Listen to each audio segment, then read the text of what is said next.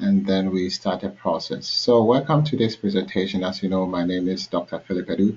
I'm one of the methodology experts, and today I'm going to present to you program evaluation.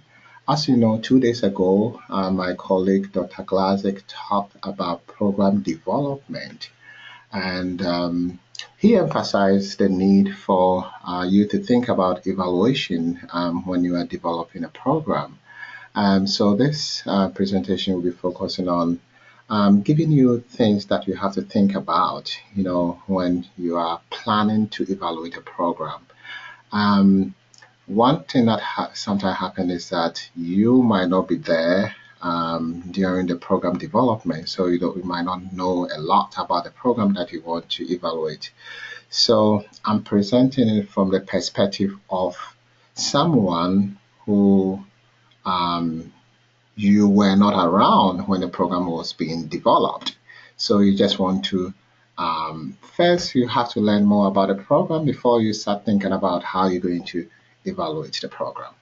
So as you can see here, I'm going to give you a brief information about what a program evaluation is all about.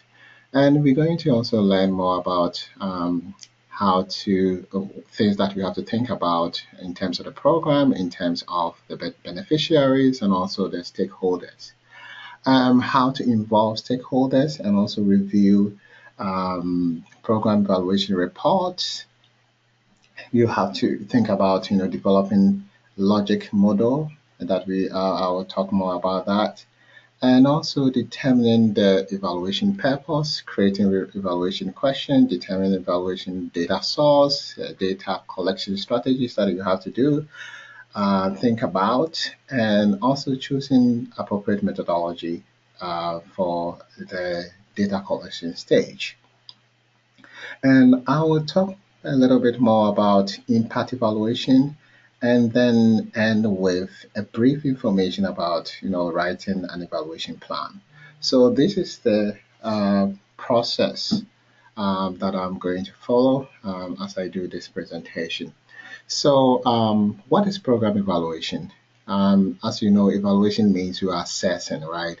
So the program evaluation is more of assessing the work of a program by looking at, you can look at the how the program is being implemented. So after the development, during the implementation stage, you can think about assessing the program and see how it is being implemented. You can also look at the goals, whether the goals are being met, and maybe after the program, you can also look at whether the goals um, were met. And then you can also look at the outcome of the program and see whether there's any kind of benefit of the program to the participant.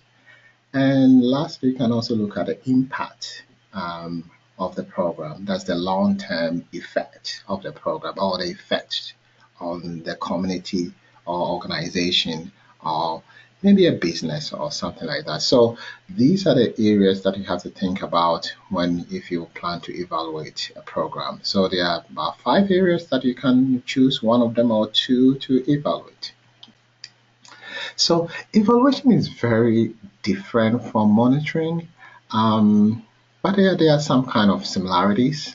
So the monitoring is all about keeping an eye. So during the implementation of the program, if you are a monitor, so what you are doing is looking at the program activities and recording those information, right? You are monitoring, making sure that they are on the um, um, going as planned, right? Everything is going on as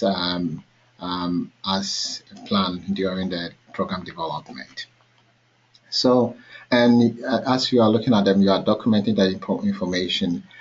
That information could be used as an evaluation. When you analyze that information and make decisions and take action based on that information, then it becomes evaluation. So we call formative evaluation because we are doing it during the implementation of the program, right? And evaluation is a little bit different from monitoring because monitoring is not done at the end. Evaluation could be done at the end, which is called summative evaluation. So that's the basic difference between evaluation and monitoring. And so they are the things that you have to think about as an evaluator. As I said, maybe you don't have any information about how the program was developed, how it was implemented. So one thing that you have to think about is to learn about the program. You learn about the program, you learn about the stakeholders of the program, and you learn about the participant, right? That will be beneficiaries. So the question that you have to ask yourself, what are the program objectives? What are the program resources? What are the program activities? Is there any kind of hypothesis that you're trying to test? Who are the stakeholders? What are their interests? What are their expectations? Do they have any kind of political stance that you have to know about? Um, um, do you have to build good relationship with them before you can get things done? So these are the things that you have to ask yourself. What are their needs, right? In terms of the beneficiaries, right? And you can get all this information by requesting from the stakeholders program document, maybe reports or memos that they might have, so that you can learn more about the program. You can learn about when it was started and when it's going to end, or whether the program has ended. You can also learn about the locations. Do they have different locations? Do they have only one location? Are they focusing on one group of people? So you have to try as much as possible to learn about the program, because without much knowledge about the program, you will not be able to come up with a very good evaluation plan, right? And it will be very difficult for you to execute your evaluation if you don't know more about your stakeholders, because if you don't have much information about them, maybe some of the stakeholders might frustrate you in terms of getting things done, in terms of requesting for documents. So you have to know more about them, give them opportunity to know you and trust you, and be open in that process. And but because if you do that, you'll be able to successfully complete the evaluation. So, in terms of the program, you want to know about the program's goals. You want to know about the resources available for to help the implementation of the program. You have to find out whether there is any kind of hypothesis in terms of do they have like a statement that this is the problem, and if we implement this problem, then this is the result that we're going to get, right? So that's all about the hypothesis. It's very different, as Dr. Cooper said last time. It's very different from the statistics related hypothesis. So, um, and then, you have to know about when the program started, how long, and what are they doing in terms of the people involved. What are the current state of participants or beneficiaries of the program? So these are the things that you have to ask and get more information from before you start developing a program plan. And the next one is okay, so this one is the problem. So this is just an example, right?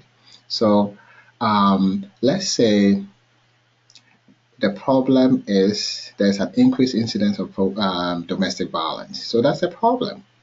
Then you think about, okay, so what is the goal of the program? So based on the problem, the goal is to reduce the domestic violence incident by maybe 50%, right? And the immediate goal is to attain financial independent concerning. So maybe your goal is to focus on improving the lives of the victims.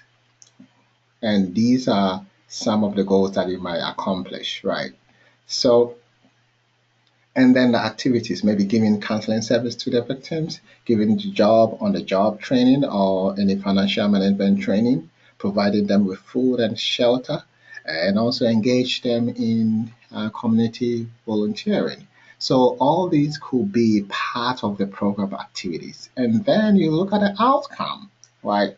The outcome are the benefit of the program to the participant. So the outcome, maybe there might have been an increase in self-esteem, financial, they have become some financial independent, and also you think about the long-term effect or long-term goals or outcome. Maybe now maybe after the program, maybe 5 years or 2 years time, they are now engaged in the community, and then you can see maybe a reduction in domestic violence incidents. So this is just an example of what to look for when you want to learn more about a program. You have to learn about the problem that they want to address, you learn about the goals, you learn about the actions that they are taking, and if the program has been completed, what are the outcomes? These are the things that you have to note about. And then you look at the participant. What are their specific needs? Are their needs consistent with the program activities? What about the goals? Is there any consistency? So this is where you ask a lot of questions for you to understand the needs of the beneficiaries of the program. And then you focus on the stakeholders. You learn more about them in terms of what are their interests, what do they expect you to do, right? Maybe the expectation is very different from your expectation, so you have to have open communication with them about your role, and they also talk about your role, and maybe can assign some roles to them to involve them in the process, learning about those who develop the program, those who are implementing the program, who are funding the program. You have to learn more about them. Who are making sure that the day-to-day activities of the program are going on as planned. You have to talk to them. You have to learn more about them. You have to learn about the demographics in terms of where the work experience, the gender, and other important things that you have to might affect the way you um, under carry out your the evaluation. So there are about four things that you have to look at. What are the stakeholders? How much influence do they have in a program, right? Because if they have a lot of influence, these are the people that you have to work with because they can make your work successful, or they can make your evaluation process difficult. So you have to really work with those who have a very great higher influence in the program. And in terms of interest, do they have any kind of personal interest or professional interest that you have to note about? Maybe they have a lot of interest in the program because maybe their livelihood or the success of their program depends on their livelihood depends on the success of the program. So this means that if you evaluate and you find out that the program is not going well, maybe the person will be fired. So because they have that kind of interest, you have to know how to deal with them so that they will not see you as a threat, right?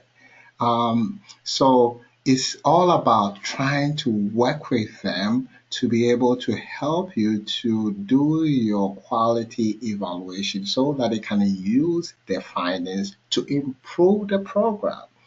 So it's very important to know their interests. Do they have any kind of political interest? You have to know. What are the expectations? What do they expect from you? Right?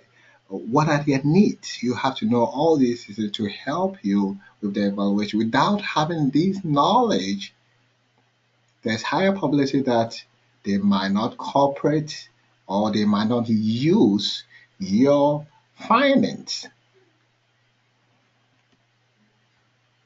So that's what you have to think about. Okay, so things you have to, sometimes you have to pause a little bit and reflect about your evaluation plan. After doing all this and after asking more information, getting more information about the program, knowing more about your participants, knowing more about your stakeholders. You think about, so how will my plan look like? The most important thing that you have to think about is the use. Without the use of your evaluation findings, there's no need for you to evaluate, right? You are not just going there to evaluate a program. You are going there to evaluate so that they can use the findings either to improve the program or maybe end the program.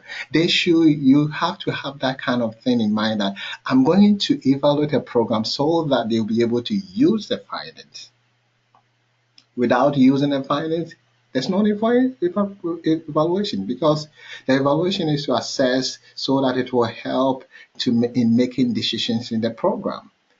So you are not just going there as a judge. You go and say, "Oh, this program is not working," and then go and then give the report to them and move on. No, you have to help them to use the findings. And so you have to develop an evaluation plan with the use in mind. So this means that you have to involve stakeholders in the process from the beginning. Let them know your plan. Let them know your expectations. Let them know your role in this process. Find out how they can help in the process. Talk to them about your research, your evaluation questions. Talk to them about the methodology. What do they think about it? Involving them increase the probability of them using your evaluation findings. Another thing that you have to think about is I think I've already talked about involvement, but how do you start involving them? Giving stakeholders the chance to know you is the first step, right? Introducing yourself to them, letting them know about the fact that you qualify to evaluate this program, the skills and knowledge that you have makes you qualify to be part or to evaluate this program. Let them know your background. It will be helpful, and it help them to trust, or it increase the credibility of your findings, right? If they know your background, if they know your credentials. The next step is to think about, do you have to enter some kind of agreement with them so that you and your stakeholders are on the same page on how the evaluation should be done, right? So in the initial stage, you can have an agreement with them, right? Sit down with them, trying to find out their roles, and tell them what the role that you're going to play. Ask them what role do they want to play in the process. Put everything on paper, and everybody signs so that we work based on that. This one is very important, especially when you go into an environment where there are a lot of conflict happens, there are a lot of disagreement going on, right? And you have been put in that situation, right? So what can you do? Sometimes one option is to try to build trust. And trying to have good relationship with them. And if the good relation, because when you have good relationship with them, it increases the probability, it increases your chance of doing well with the evaluation, right? Because when the evaluation tax, when the relationship is good, the tax will be done, right?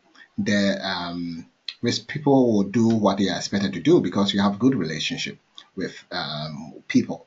And if you don't have good relationship, it's very difficult for people to do what they are supposed to do, right? So you have to build good relationship. But there are situations where it's so difficult because of your time and resources there, and the toxic situation there is very difficult to build a very good relationship. This is where you can have an agreement with them so that everybody will be on the same page concerning what they have to do and what you have to do in terms of the timeline, expectation, purpose of the evaluation, and continue to update them so that you can get things done, because you are not there to try to solve conflict that has been there for a long time. You don't have time. You have to focus on your work. How do you do that? You have to have an agreement with them and then move on and do your work. But try as much as possible to have a good relationship, especially with those who have very higher influence in very high influence in their program, right? So, um, and you have to be transparent. You have to let any decision that you take in the program, major decision that you take in the evaluation, you have to let them know and give them the rationale. Oh, I'm going to collect this information. I need memos last 2 years, the memos for last 2 years, so that will help me to better understand the program. Always give them a rationale, right? So that they will not look at you as a suspicious person and trying to get fish out for some information. And then so you involve them in the decision making process. Oh, I plan to do a qualitative, I plan to do interviews. So what do you think about it? Oh, why do you want to do interviews? Oh, I want to do interviews because I want to give participants a chance to share the experience with me, right? Oh, okay, that's a very good approach. Then let's go. Have time with them and help them to work with them to make good decisions and then um, get things done. And also, you have to provide them with internal report. So this is where there's a little bit. This is very important because the internal report might be very different from the public report, right? So internal reports might include some issues or some things that will be very different. So you always have to work with them, and especially when you want to report the findings to the outside world, they have to approve, the stakeholders have to approve the report before you let people know, because there are some issues that they don't want you to talk about or bring it out, right? So you have to really involve them in this process. I can stop here and see whether anyone has a question for me. I'll be happy to address any question. I can give you the chance to speak if you want to. Um, any questions so far?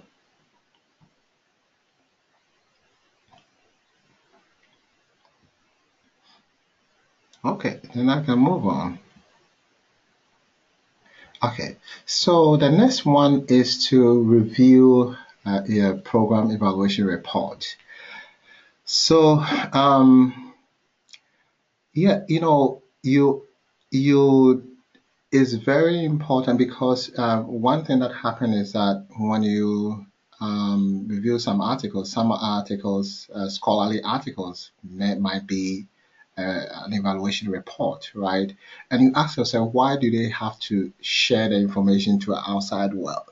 They are sharing that information so that future evaluators can learn the best practices, right? So they are sharing that information. So when you are asked to do an evaluation, you have to also look into what has been done or look into similar evaluation that has been done, a report, and then you'll be able to learn more about it, look at best practices, and then you can use those best practices for your evaluation. It's very, very good for you to do that.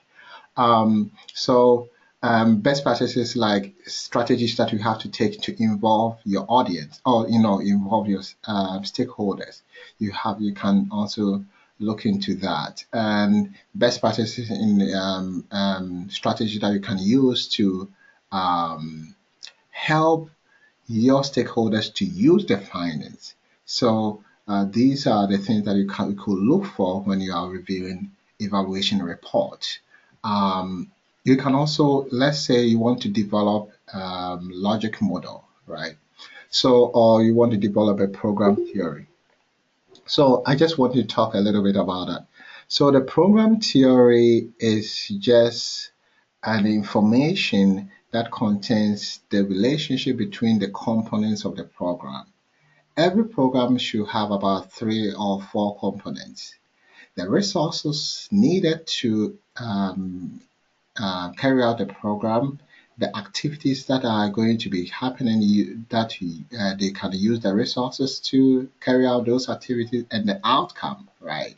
So program theory is the relationship between the resources, the activities, and the outcome, right? And then the one of the theories or the model that people use is the logic model, and I'll talk a little bit about it. It's one of the popular model that you can use. So when you are looking at a program, you have to find out what are the resources available and what are the activities that they are doing. What are things that they are doing to utilize the resources to help the participant, and what are the outcomes, right, that they have. So whenever you want to learn about a program, think about the program theory. Sometimes what happens is that because you were not there when the program was developed, they might not have any program theory, or they might not have logic model. This is where you involve your stakeholders to develop a logic model for the program. Because when you do that, it will easily, they will easily understand the components of the program, and also walk them through how some of the components can be evaluated. Let's say you want to evaluate the input, you want to evaluate the resources, you want to evaluate the outcome, right? How are you going to do that? And also to build credibility of your evaluation. Whenever you are reading an evaluation and then you look at the actions of the evaluator, and then they cite sources to inform their actions, or they are citing sources to show that, oh, they did similar evaluation this way and this is how they did it. That's why I'm doing that. It increased their credibility, right? It makes your report credible because you are not making decision from your own, but you are looking into um, what other people have done. So it's very important for you to think about these things when you are you are reviewing a report. So it's very important for you to review a report. Um, that would be very helpful. So the next one that I want to talk about is the logic model. So as I said, every good program should have a logic, not a logic program, but should have a program theory. And we have a lot of program theories. And one of the theories that you could use is the logic model. Its logic model is widely used because it's so easy to understand and easy to follow. So for the logic model, some of the models contains about four components, some contains five, right? So you look at a program from five components. The input, as I said, the input are the resources that you put into the program. The process will be the specific activities that are done to carry out the program. And then the outcome are the immediate results of those activities based on the resources and the processes, right? So, and I'll explain further. Sometimes it's very difficult to differentiate between the output and the outcome, and also output and input, right? But just to understand this process, um, I'm trying to show you something so you understand.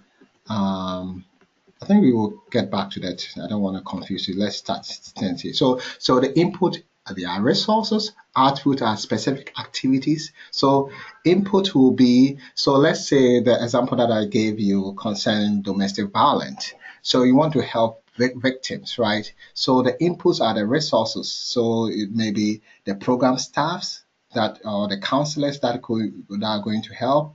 You need also money, right, to carry out the program, and other resources, materials or pamphlets, and maybe any kind of materials that could be used to help carry out the services that we have to provide to domestic violence victims. The process are the services. One service will be group counseling, right? So that will be the process. And the outcome will be, the output will be the amount or the number of services that you provide to them. So maybe you provided maybe 3 sections in a week for each victim, right? Um, and then the outcome are the immediate results, right? Benefit of the program. So maybe the outcome for the victim will be now they feel independent, financially independent, or they feel less anxious about life. They feel empowered at the beginning after the program, and the long term effect will be so the impact evaluation is where what are the specific um, effects that we can attribute it to solely the program, right? So you think about the impact, the cause and effect, right? The absolute the effect. So in this case, you might think about maybe increase in self-esteem. So how do you find out whether there's an increase in self-esteem? You measure the participant self-esteem at the beginning, right? And then after the program, maybe after maybe 6 months, you measure their self-esteem, and then you will compare. If there's an increase, then you could say that maybe the program is the cause of that. So that would be an impact.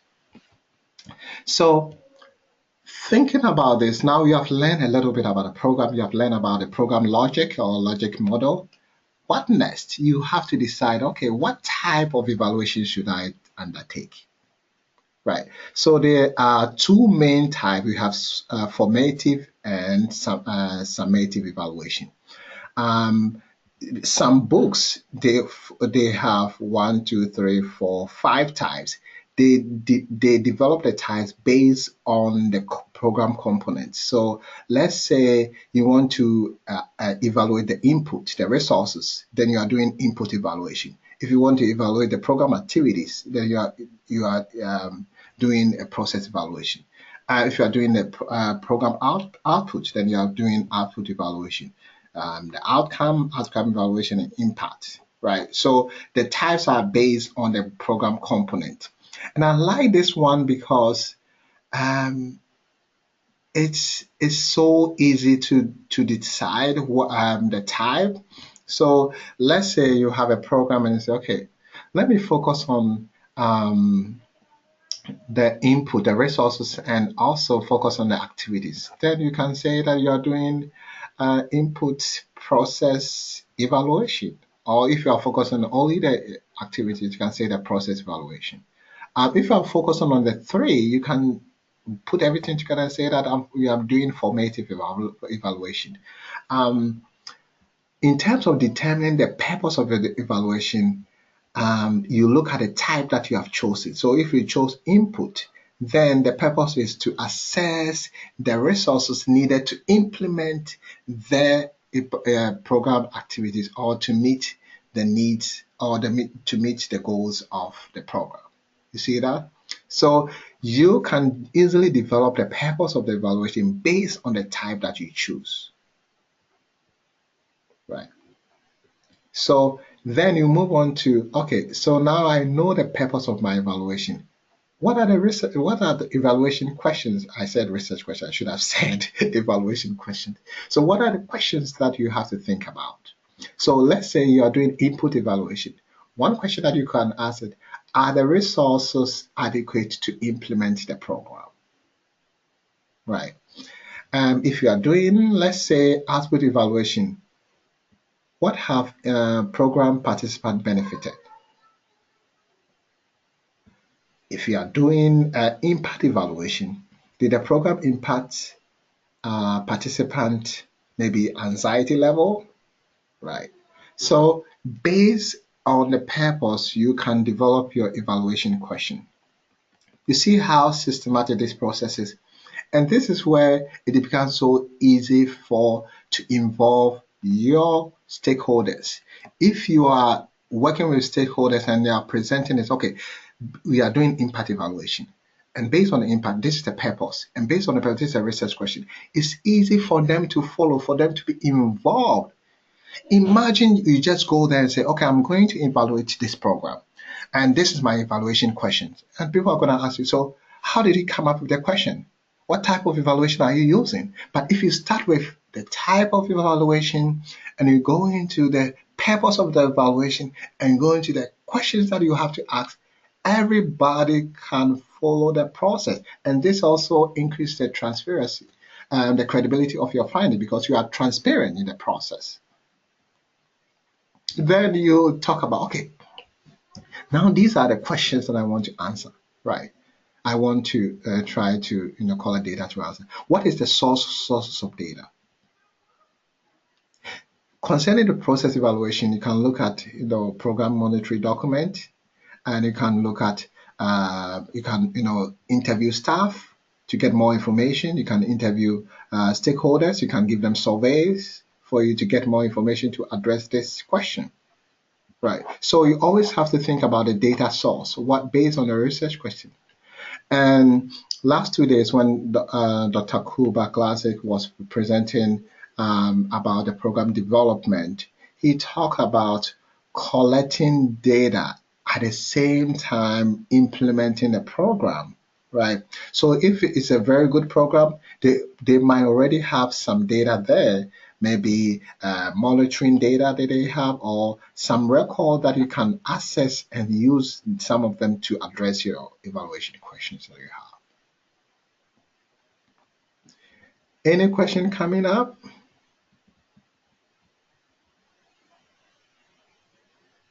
Okay, There were a couple, but I took care of them, just links to the content. okay, thank you.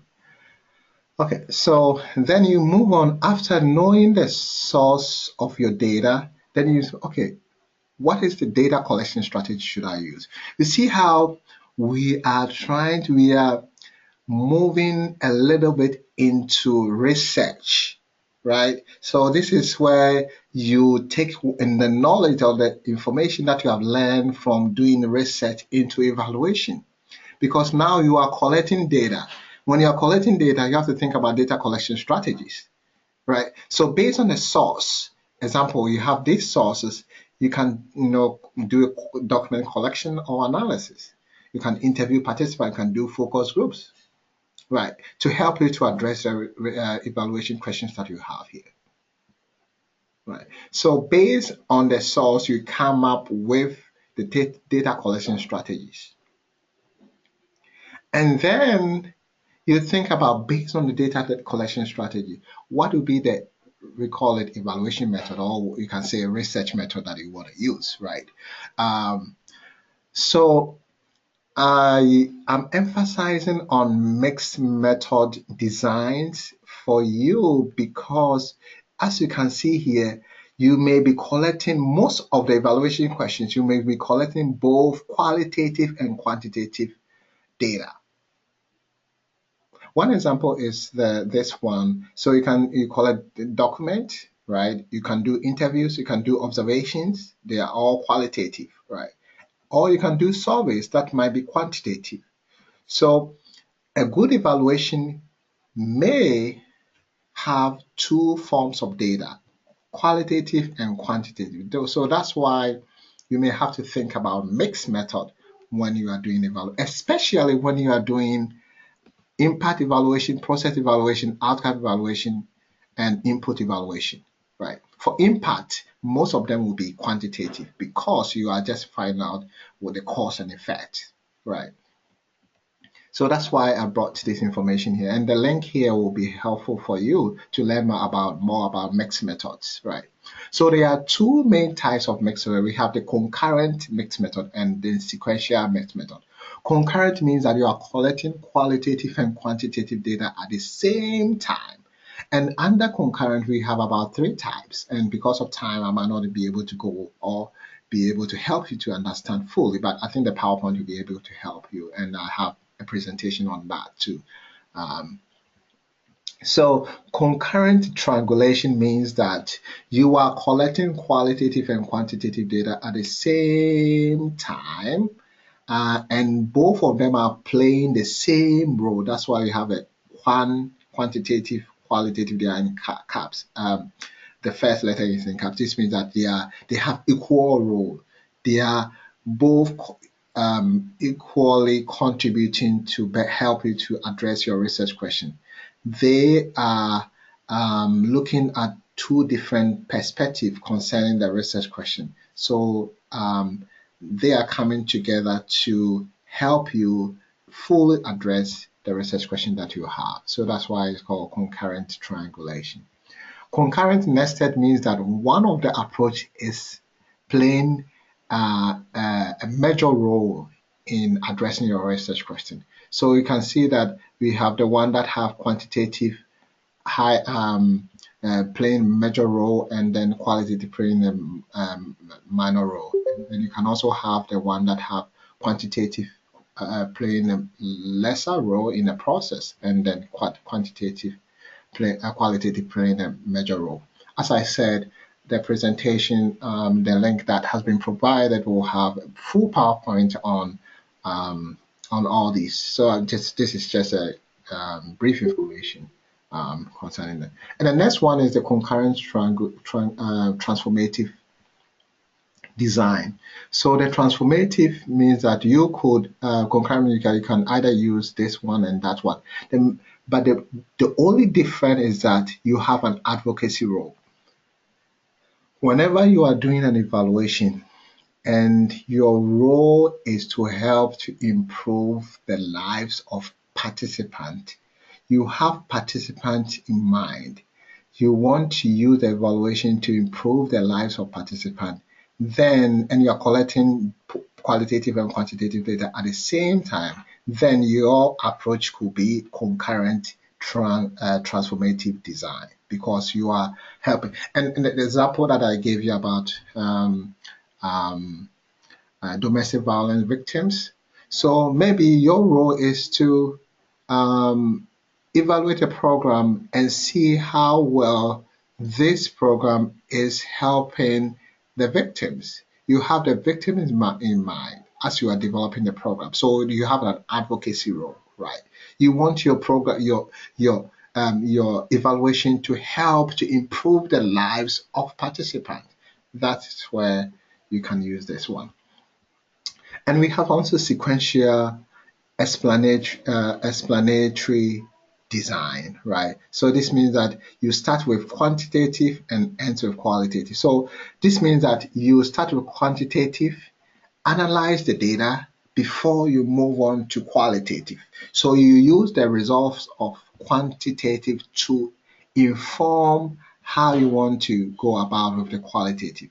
One example is, let's say you you gave an instrument to participant to complete, and then based on the results, some people they got a low in self-esteem. You were expecting a high in self-esteem, but some of them got low, but they passed through the program. So you want to learn more about those who got low in self-esteem. You identify them and then interview them. That's called you are using qualitative to explain the questions that you have with the quantitative findings, right? Similar to this one, so it's this sequential exploration. This means that you are starting with qualitative. Let's say you interview participants, and based on the result, you develop themes, and based on the themes, you come up with an instrument that you use to go back to participants and collect data from them again, right? So it's sequential. You want to explore the information that you got from the qualitative place. And then sequential transformative, as I said, it could be this or that, but the difference is that you have an advocacy role, right? So as I said, you can learn more from the PowerPoint.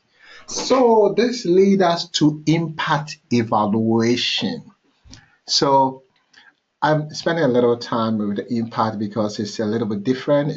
You might not use mixed method. You might use only qualitative approach.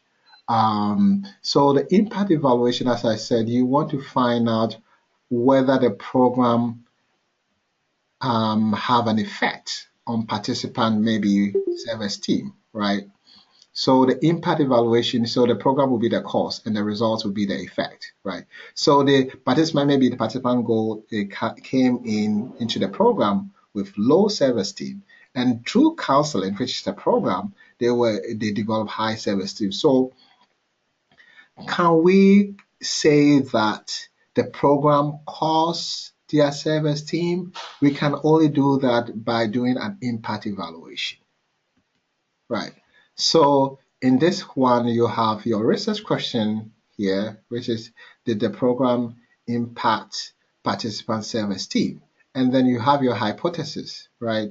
And then you identify participants that you want to survey, and you use a survey, and this is an example of um, um, instrument that you could use to measure this their self-esteem, right? So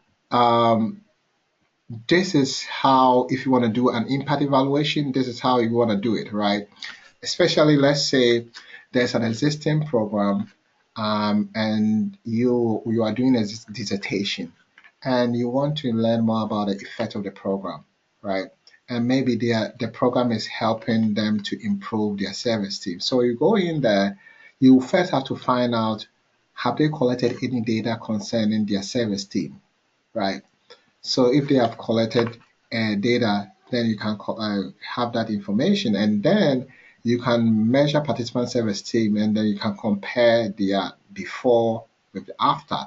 If there's any significant difference, then we can say that the program have an effect on participant self-esteem, right?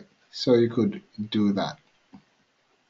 So there are three main quantitative approach that you could use when you're doing impact evaluation. There are single group pre-test, post-test. There are non-equivalent comparison group, and we have randomized experimental design. Okay, so I'll quickly go through.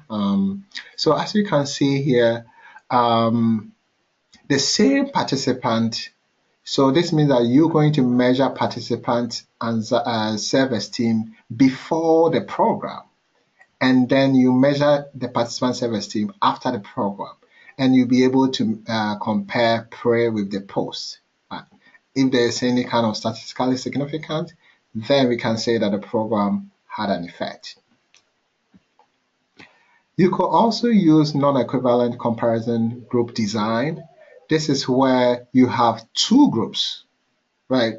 So one example is, let's say you go in to evaluate a program, and they didn't have any information about their pre-condition, right? They didn't measure any self-esteem before they implemented the program. You are just there. You were not informed. And what you have to do is, you could do is that you can identify a comparison group, like a control group, and then you can um, measure participants, those who participated in the program, their service team, and also measure the comparative comparison group, their service team, and then you can compare and see statistically whether there's a significant difference between them. If there is a significant difference, then we can say that, oh, the program had an effect, right? Um, so they are non-equivalent because we did not randomly assign them to control group or experimental group. So this means that maybe their background, their demographic information of your experimental group might be a little bit different from the control group. So that's why they are not equivalent. So that's the limitation of this. If you don't randomly assign them to the two groups that you have, you, you there might be an effect, but we might not totally contribute to the program. It might be because of their um, demographic differences, right? Maybe there's a lot of males here than females, or the age might be different. The average age here might be different from this, or work experience might be different from that. So that's one limitation of using this design. The last one is where before you implement the program, right? You identify potential beneficiaries of the program, right, or participant, and randomly assign them to experimental group and a control group. Then you implement the program for only the experimental group, right? And then you'll be able to compare after that, compare and measure their service team and compare. And this is randomized. So this solved the limitations of having unequal group comparison group. So this might, because you randomly assign them to control group, experimental group, it's assumed that they have similar characteristics. So this is what I have for you concerning the program evaluation. Um, in terms of writing a program proposal or writing a plan, these are the things that you have to think about. If you are writing a program plan, you have to think about, okay, you are writing it for somebody to read, right? So if you are writing it for somebody to read, you will have to let the audience know about the program. What is the program all about, right? Who are the program staff? What are their qualifications? Who are the beneficiaries? Who are the stakeholders? What is the program logic, right?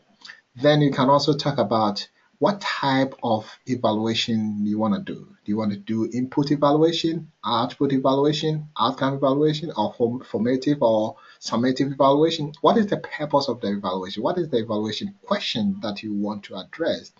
What is the evaluation method? The method, are you using mixed method? Are you using quantitative method? What are the sources of data? Where are you going to get the data from? What data collection strategy are you going to use? Who will be your participant? How are you going to recruit them to be part of your study? What is the qualification to be part of the study?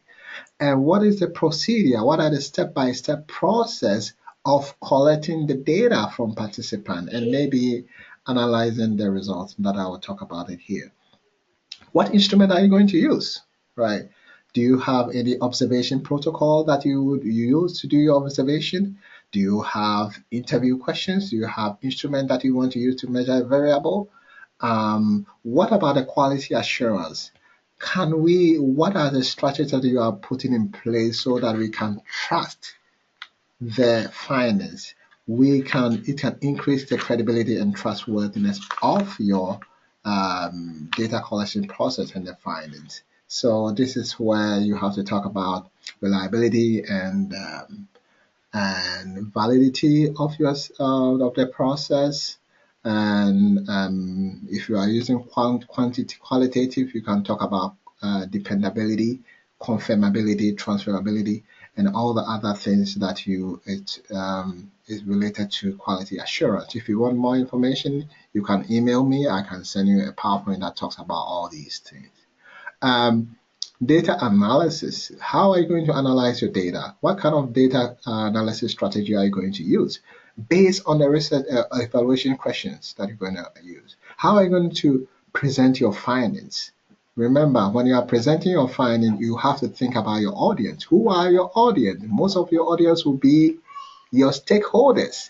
What are the expectations? So you develop the presentation based on the expectations of your stakeholders. How are you going to help your stakeholders to utilize the findings, which is very important? How are they going to help them to use the findings? So these are the things that you have to think about when you want to plan an evaluation. We were thinking about next year, we're going to be more specific and talk about, so if you are doing a program development dissertation, should, what are the components that you have to look into? What are the things that you have to think about? If you are doing a program evaluation for your dissertation, what are the things that is expected of you? So we will talk more about that next year with my colleague, Dr. Glaser. Do you have any question for us? I'll be happy to address them. I think I've done with my presentation. I have 5 minutes. I can open the line. If you have any question, I'll be happy to address for you. Let me give you the chance to. So, any question for me? So this is my contact information. So if you want to know more, you can book an appointment with us by emailing nk.me at the Chicago School. You can email me personally. You can also follow me on Twitter if you want to. And if you want to get access to a lot of my PowerPoint, you can go to the slide share and you go to SlideShare and type Philip Edu. You can get access to all my PowerPoint. I have a lot of them there for you. And also, you can follow our, no, you can subscribe to our channel. YouTube channel is very important. Let me type our YouTube channel. It's YouTube NK. Oh, it didn't go. YouTube. Oh, okay. Thank you, Dr. Glazik. I think you've done that for me.